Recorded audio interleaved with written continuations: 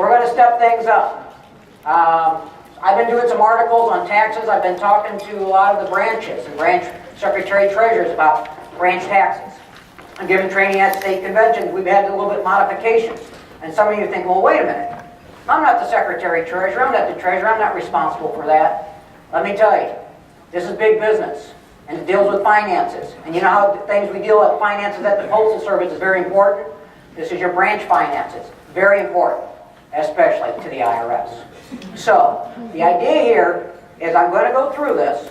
I will give you this presentation. It's 42 slides. That's why we're not doing a handout, save a few trees.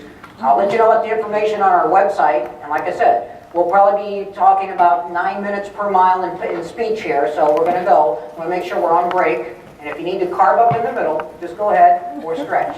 All right? First of all, we're going to talk about a taxing dilemma for the branches. How many know what your tax status is? And I'm not talking individual, I'm talking about branch tax status. What I mean by that is, are you a business, profitable, or are you considered a non-profit organization? And just because you're NAPS, and we have the National Association of Postal Supervisors at headquarters, we're non-profit at headquarters. It does not cover the umbrella of all the branches, 317. You are a business or an entity among yourselves. So, that's one of the things you need to look at. You are a business as a branch. That means you're responsible for your own finances and your tax reporting. Well, we're going to help you. First of all, you need to find out what your tax status is. So you can call the IRS. Now this is probably a question for probably the Secretary Treasurer or the President. How many of you know if you have what they call a branch employer identification number, EIN? We have an employee identification number at the post office, an 8-digit number, but how many of you know if your branch has an employer identification number? Okay. It's a 9-digit number. Normally it starts with like 41-36-. You use it for banking. One of the things we have found out is that some branches, the secretary or the treasurer has used their own social security number to open up bank accounts. Please do not do that. If you have that, don't raise your hand. Get that fixed. And I'll tell you why. I'll tell you why. If my voice sounds deeper, I'm a lot better. Now, I'll tell you why. Because when NAPS gives you the money or deposit it every month, the DCO that I send to you and Jay formally sent to Louis, that money is accounted for. It's supposed to be. You don't want to attach to your social security number. Guess what? That has to go on your personal taxes. You don't want that. So, if you don't have an employer identification number, you'll need to get one. But first of all, you take that employer identification number and you call the IRS to find out if you're a nonprofit organization. Just because you're a NAPS doesn't mean you're automatically nonprofit. So why become nonprofit? And I recommend it. Why? First of all, you're a tax-exempt organization. You don't pay federal income tax. Now, you may not pay state income tax, but you have to check with each state. We have 11 states here represented. Each state has their own rules. Illinois is, if you're ruled under the IRS, federal IRS, as a nonprofit, then you're considered nonprofit in the state of Illinois. So the rest of the 10 states you need to check. You may not have to be required to pay state income taxes. Most financial institutions will waive banking fees. Plus, you have to complete an IRS form, which we'll get into either a 990, 990EZ, or 990N, which is electronic, if you're a nonprofit. If you're not nonprofit, guess what? You have to complete annually a corporate income tax return called an 1120 or a 1065 for a partnership. That's where I'm just going to put the scare into all branch members right now. Yeah. If you're not nonprofit, if you're considered a profit company, didn't apply to the IRS for nonprofit, you will either be considered by the IRS as a corporation, even though you're not incorporated, a business, or you can be considered a partnership. Now, if you were chartered by NAPS after 1996, you would default to a partnership. What that means is that the branch would have to give each member, file a 1065 and give each member a K-1 report, and then each branch member would have to file a Schedule E with their own personal income tax, if you have a profit. That just made a lot of work for a lot of branch members. And you're obligated. This is not thinking, well, yeah, I guess you could avoid paying taxes. Then what happens? Not the post office come after you, the IRS. So the idea is we're going to talk about tax filing. And if you choose to become tax exempt, then consider if you don't want to become tax exempt, become a corporation first and then file, and then decide to be a partnership. I recommend you become nonprofit. It will be a cost. Otherwise, you're going to be paying income taxes almost every year as a corporation. So, starting in 2007, every branch had to file their own tax return using an EIN number. A tax-exempt organization that failed to file their IRS, what they call 990 or 990 form, for 3 consecutive years, automatically lost their nonprofit tax situation. I was at the Minnesota convention this year. I got a phone call from Ruth Tisdale, my former assistant. Ruth's going to become an attorney. It says, Brian, and you know, if you've ever been to Fair Hills in Minnesota, you hardly get a reception. You have to stand on the roof of one of the cabins to get a reception. She goes, it was just reported in postalnews.com, and I tweeted that NAP's lost its nonprofit status. I said, what? We just filed our 990. That can't be. There happened to be a branch that had an address in Alexandria that lost their nonprofit status. 275,000 nonprofit organizations across the country failed to file income taxes, a 990 form, for 3 consecutive years, and were automatically lost their nonprofit status. Now the IRS didn't really promote this. It was just something in the law. It used to be if you received under $25,000 in dues revenue, you didn't have to file anything. That was before 2006. The IRS changed the rules. A lot of us didn't know about it. A lot of branches. NAP's branches, auxiliaries, NELC, APW, VFWs lost nonprofit status. So now they're considered a business and have to file a corporate 1120 form. So the idea was, that was scary. The tax exempt. So the idea was automatically lost their tax exempt status. And let me tell you, don't get confused with tax exempt as a NAPS branch. We are a 501c5. Not a 501c3, which is like a church or a college university where you donate money and you get to write it off on your taxes. We're considered a management association, labor union type of organization. 501c5. So if you're doing an event and somebody asks for your tax ID number because you're tax exempt, you still have to pay sales tax. You'll have this. You just follow it. It takes 5 to 10 minutes of your time. Call me. I will help you. It's very simple. Well, basically, you're going to go to the IRS website and get an EIN number. It's free. You also have to check with your state to see if your state requires you to have a particular business number. Most states let you use that federal EIN number. The IRS, you can just search it for EIN SS4 and follow the instructions, and you can apply either by mail also, but it takes a little longer because it's all manually. But basically, when you get your EIN, you go to irs.gov, you follow the process, you can do an application. You're going to pick down there, it should be other. What you're doing is, and I can't see from this angle, view additional types, your other nonprofit event organization. And I'm going through this very fast because you'll get this presentation. This is the screenshot you'll see. Yeah, plus I want to make sure we get to our break-up time. You're going to confirm that you're filing as an individual. What is it? You're doing it for banking purposes. That's what's key for most of this. It's just for banking purposes. You're going to need this. You're the individual filing for your branch. You're the secretary-treasurer, you're the treasurer, you're the secretary, you're the president. You're not the company. So you're going to put individual. You're going to put your name. Whoever's going to be in charge of basically handling your branch taxes, filing it, maybe it's a treasurer. And I know it changes. We elect different people every so many years.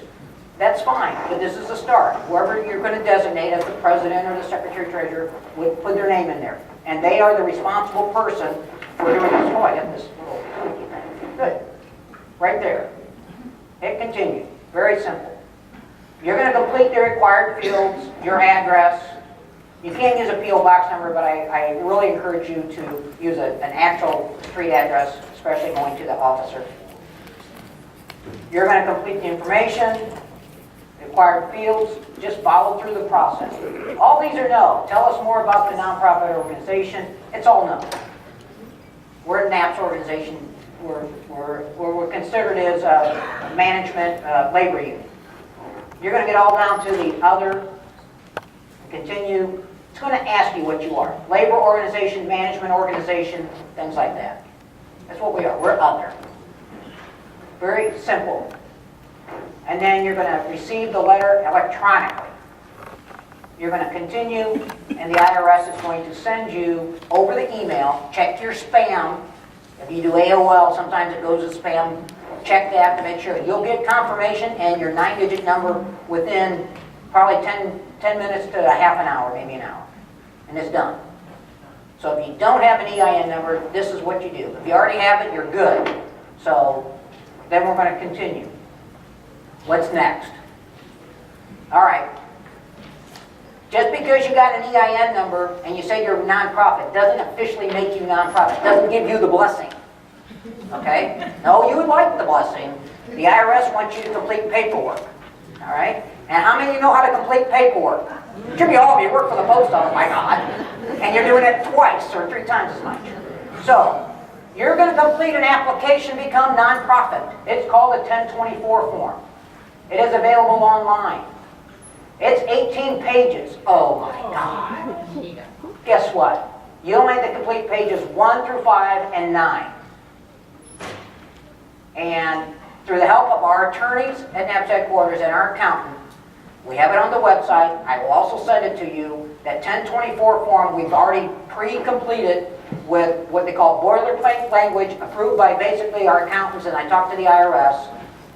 85% of it is already done for you. It talks about what does NAPS do. We wrote that. You go to conventions, you go to training, you have meetings, you do political fundraising, things like that. It's all done. You have a few things you need to complete for yourselves, and that is what pages 1 through 5 are. But you mail in all 18 pages, and there is helpful hidden instructions at naps.org. I won't bring it up, but I went through the Form 1024 information sheet that the IRS gives you, and it's tax stuff, and I made it into Cliff Notes. I made it almost line by line what you should put in there. Now, I'm not telling you, you need to read it if it doesn't match, but most 99% of it is going to fit all of our branches. So that's what's key. So the 1024 form is basically done, and I'll hit some highlights on that. But you also have to complete a form 8718. That's the user fee, the application fee, where you're going to send them a check for $400 or $850, and I'm talking the U.S. Treasury. So all you have to do is fill in your NAP's name and whoever your Secretary Treasurer name and sign it. So, third, once you complete the 1024 form and the 8718, you need supporting documentations. And this is what's critical. We go to national conventions, we go to state conventions, we go to training, we get up at the podium, we get up at the microphone, and we do resolutions, and it's serious business. You take it serious because it is serious. And that's what this is. So if you're being a branch, you need to be, and you're being active, you need to follow this.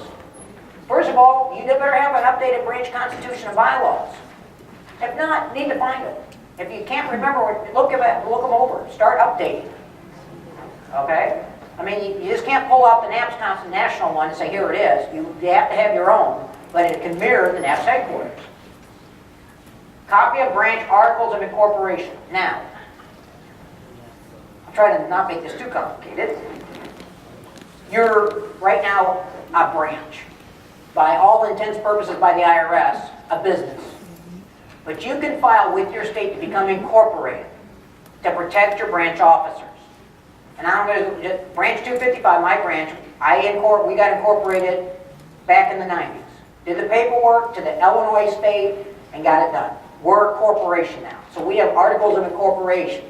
So what we did to do is protect our officers. So if we get sued, which we do, our officers they do a great job, we all do, but if you would get sued, you're only being sued by the corporation, whatever's in your treasury, not individually.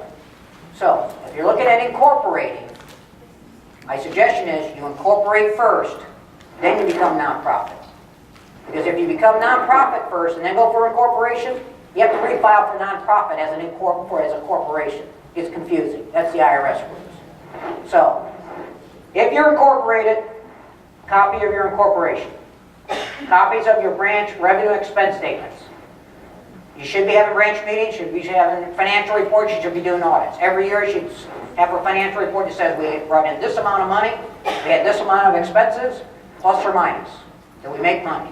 Did we lose money? You should have a financial report, because you're going to need to go back for the current fiscal year and for the last 3 years. So if you need to make sure you're keeping a look at your finances and doing your annual audits. Copies of the minutes from the last 2 recent branch meetings, and if you do a newsletter, a copy of that. So what you're going to do is, after you complete the 1024 form, and if I do have time before I'm going to bring that up because I can show it to you on the screen. The only thing is, there's a question number 16 that asks if you have a branch newsletter. I have it marked no. So our branch doesn't. But if your branch does, you just go in there on that form and mark it yes, and leave your copy. It's done. You're going to sign and date the form by an officer of the organization, whether it's the president, secretary, treasurer, whoever you designate. And of course, you're going to mail a check or a postal money order for the user fee to the United States Treasury. Information. You need your current year ledger or financial report. How many of you know what the fiscal year is of the Postal Service? You don't have to give me a date. September 30th, right? Did anybody know where NAPS's fiscal year is for NAPS headquarters? Calendar? No? Louis, you know this. We are, yes, Kevin, we're at October 1st to May 31st. I mean, sorry. That's all right. I don't know. Pretty short year. First to May 31st. Okay. I'm thinking multiple. Yeah, I need some electrolytes, so I'm starting to get lightheaded. So for June 1st to May 31st, that's our fiscal year. How many of you know what your branch's fiscal year is? Very good. Because here's the thing. You have to establish a fiscal year. Whether it's, most branches do January 1st to December 31st, calendar. That's probably the simplest. Because that determines when you file your tax returns with the IRS. I know some branches are May 1st to April 30th before their state convention. Especially all the state branches. So, that being said, you need to make sure you establish a fiscal year, and that's on your 1024 form. Of course, you're going to have, this is going to be redundant, but you're going to have the prior 3 years of your financial reports. You need to know what your assets are. Most branches just have a checking account. Okay, and maybe a CD with some money. I don't know how many branches, any branch own a building? Okay, well, I mean, you could have, assets of buildings, vehicles, furniture, things like that. Most of you don't, just have a checking account. Liabilities, money owed, loans. Did you take out a loan? If you had a building, you'd have a mortgage. So those are some things. Most of you are just going to have a checking account with cash and no liabilities. You need an in care of person. Who's going to be getting the information? Address for future correspondence. You also need to make sure you have a list of all NAPS officers that are elected. That's going to be on the 1024 form. You're going to say, who's our officers? Who's our presidents, vice president, secretary, treasurer? If you elect an editor, anybody who's elected, not appointed, but so elected. A dated copy of the current Constitution and bylaws. And there's something that says annual pay. And I'm going to get to that. Should be coming up. Some branches give an officer of their branch, whether it's called a stipend or gratuity, for stepping up and being the officer. That's considered, whether it's, let's say, for secretary you get $300 a year. Okay? That's compensation. That has to be reported. Also, the officer has to report that on their personal income tax, his other income. Okay? So you think, wow, they didn't really think about that, because it's a stipend. According to the IRS, it's income. Now, one of the things I'll get to in a couple of slides is an option you can look at to where you don't actually give annual compensation to, a stipend to an officer, but still compensate them for the work they're doing for the incidental expenses. So, what we're doing is copy of your 2 previous newsletters, copy of your minutes, the date the branch was formed. If not known, contact us. Some branches don't know when they got incorporated or chartered by NAPS. If you're not sure, contact us. Because if you think of NAPS, branch 1 through 50, we had 50 state step, or 50 branches step up. And we had branch 1, branch 2, and Duluth, Minnesota is branch 4. Branch 1 was Louisville, Kentucky. We gave branch charters by number when they formed. Then we started reusing numbers. But you need to know when your branch was established, when NAPS gave you the charter. So if you're not sure, contact us. We will get you that information. So you take all the paperwork and you're going to mail it to Covington, Kentucky. And wait for the IRS to give you your blessing to be nonprofit. So now you get your letter from the IRS says, hey, we're nonprofit. Woohoo! Yay us. So now what? Here comes that tax form. Now, if your branch has gross receipts over $200,000, I want to be part of your branch because you're going to be busy. You're going to be going places. If your branch has gross receipts between 50 and up to 200,000, you would do a form that they call 990EZ. Now, I'll be honest with you, NAPS headquarters, we do the 990 form. And I'll be receiving that next week by our accountants to review. And it's pretty thick. So that's why I have accountants. Because we have, thanks to our membership, we do millions of dollars coming in we have to account for. So even whether you have millions or a few hundred, it's still money you have to account for. Most of our branches have receipts under 50,000. And they can do what they call electronic 990N. It's a postcard. Once you get it set up, you get logged into the IRS website. It takes about 10 minutes to log in. After that, it takes you 5 minutes to do every year. Very simple. So let's talk about it. You're going to go back to irs.gov, charities and nonprofits. You're going to go to the e-postcard link, and there it is, e-postcard.form 990. You're going to register as a new user. And then you're going to create a 990 e-postcard and go through the 3-step process.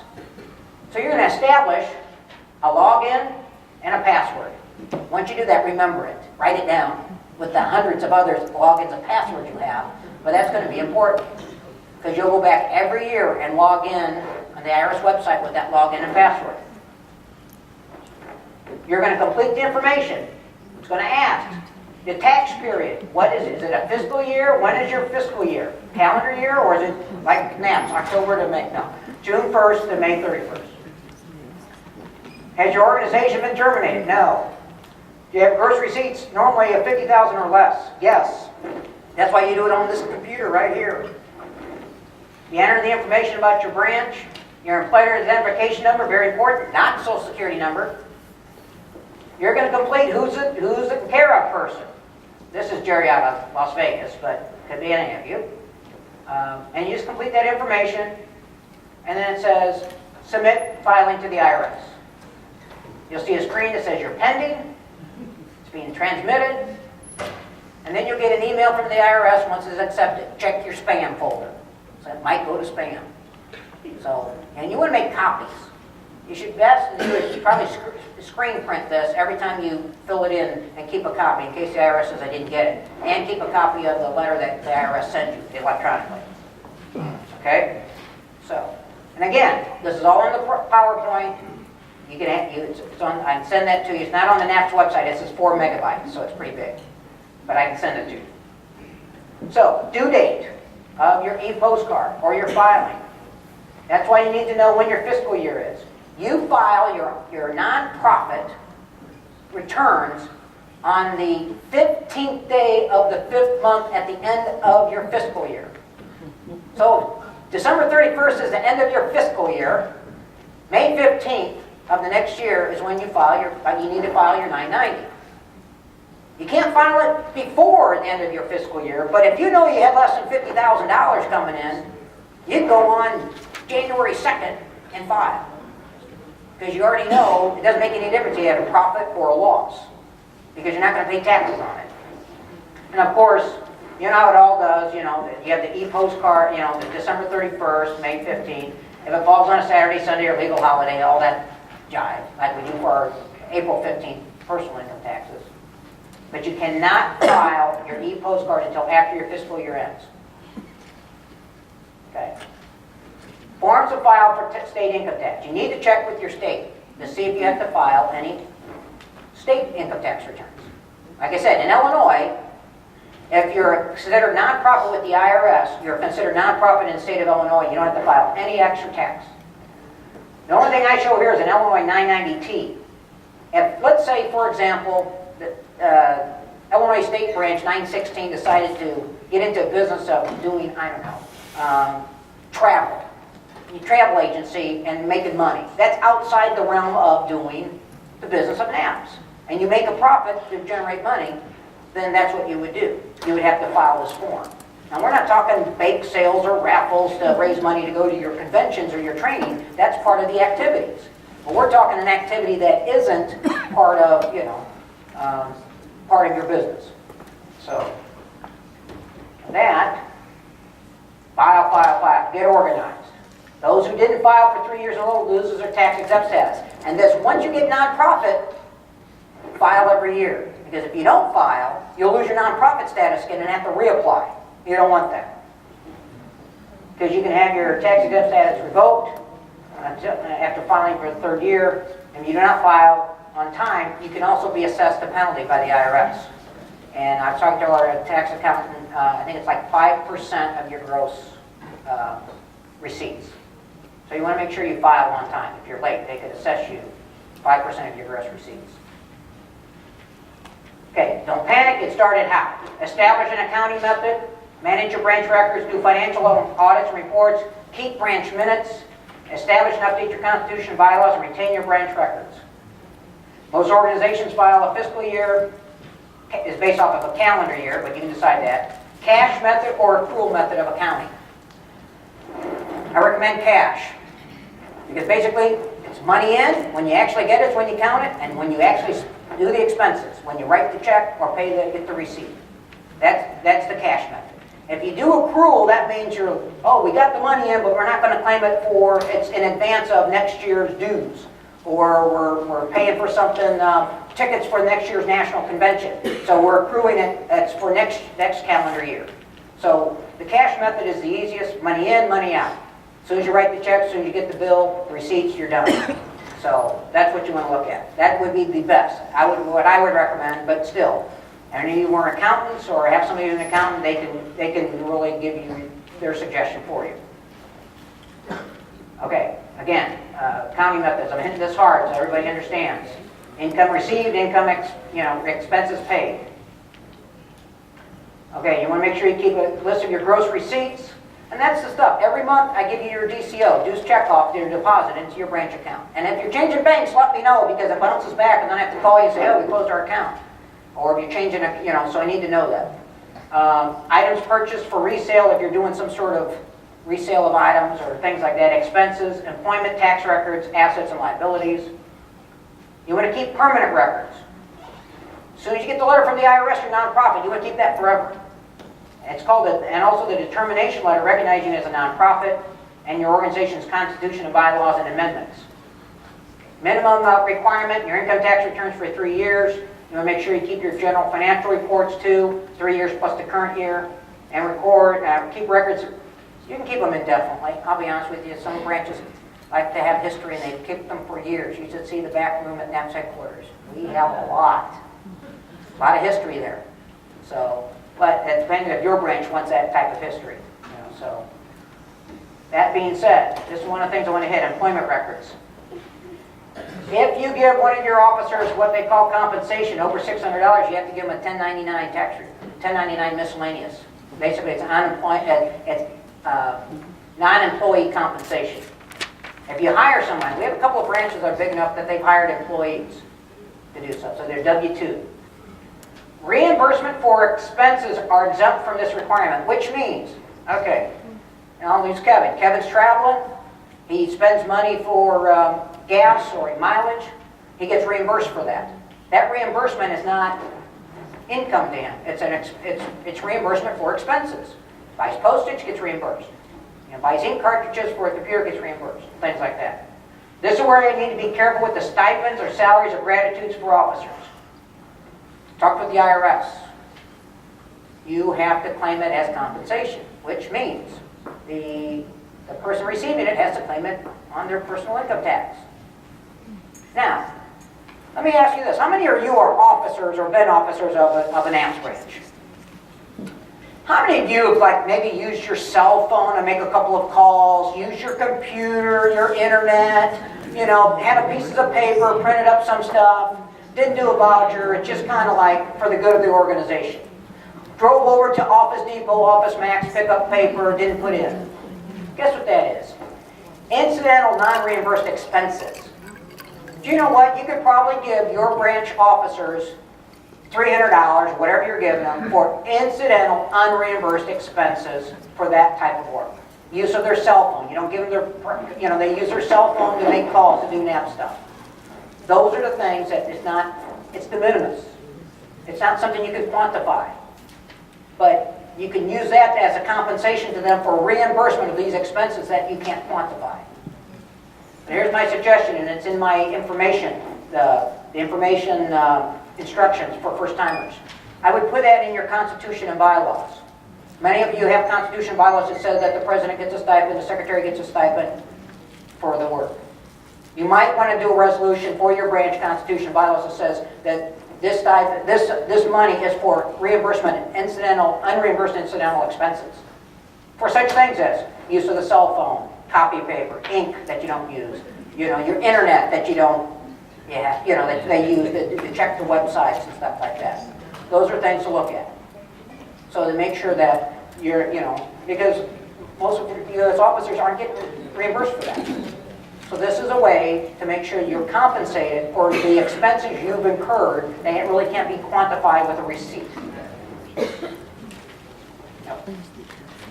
So reporting changes to the IRS. If you're going to change officers, if you're going to change, you know, if the president changes, you need to contact the IRS and know who the people are. Because I'll be honest with you, we still get some stuff back at NAP's headquarters from Adolf, trying to like, but that's for most companies. But the IRS, if they send us some for like Virginia, we let them know that Adolf is retired now. But you want to make sure if you have any updates, okay?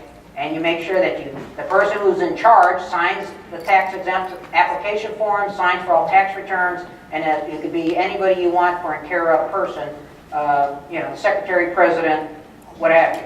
Whoever's going to be the person who's going to get the information. No, when officers and NAS branches change, the IRS has a form, an 8822, I'm sorry, 8822 form. So you want to make sure, we change officers quite a bit. And when you change officers, make sure when you're doing things, you also change the bank account. You don't have somebody on the bank account who retired and don't want to get the money. Okay? It's happened. And I've had to send letters to a branch officer saying that this person is now the official person because it had to be on some letterhead from our office because they couldn't close the bank account because they weren't on the account. Because the person retired and wouldn't come in. Or the person could have been deceased.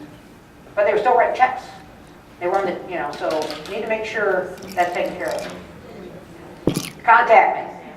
I've talked to many of you, well, I've talked to all of you probably once in a while, but on the tax stuff, if you have a question, I'll sit on the computer, I'll help walk you through it. Because here's the thing, NAP's headquarters gave you your charter.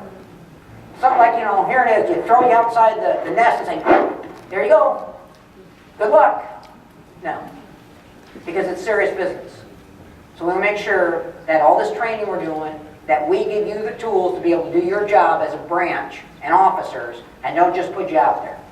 So the idea is to make sure that you protect your members, you're representing your members, but making sure your finances are in place. And you don't have, your members don't have to do any extra tax returns and have a tax issue. And it is. It's I hate to. Sometimes I go to the branches and I hate to be the bearer of bad news, but this is serious. Because here's the thing: there's money involved. And I think a lot of this, and this is just Brian Wagner talking, when the IRS made this rule change, if you look at the 275,000 nonprofits that lost their status, there's some very strange names. And you wonder, what are they doing with that money? And if they haven't filed, and guess what? The 275,000 nonprofits that lost their nonprofit status just got flagged by the IRS saying they're no longer nonprofit. That's what that makes them, a corporation or a partnership. So now they're going to be looking for their tax return. So, and here's the thing. When you're nonprofit, whether you have money this year or you don't have money, no profit, you don't pay any taxes. But every year, if you're not nonprofit, you must file a tax return as a business, whether the corporation, the 1120, or the 1065 as a partnership. Whether you make money or not, The IRS wants to know. That's a requirement. There's only a few people who don't have to file a tax return, most of the elderly who don't have a lot of income coming in. But most of us file our income tax every year. No, hopefully we'll all get refunds. But can you imagine not filing your taxes for a few years? The IRS would find you. So the idea is, make sure we're doing that. So I recommend, again, I'm not the tax professional, we're here to help give you insight, but if you have something complicated, contact a tax professional, tax attorney on any complicated branch taxes. So, maybe you have to carve up. Hopefully I haven't taxed your brain too much. I will answer any questions, but again, most of this information is on our website under forms and documents. Go under it says branch taxes. It talks about the form. It's already pre-completed.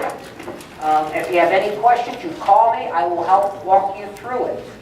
The only thing that's not on the website is this presentation, but I will send it to you. Just email me, say, Brian, send me the presentation. I will send it to all the area VPs, but again, it's a 4 meg PowerPoint because it's 42 slides. So I wanted to make sure you had the screenshots. We're pretty close to hitting the line for some water and some carbs, but does anybody have any questions? And then I will start with way back there. And give your name. Going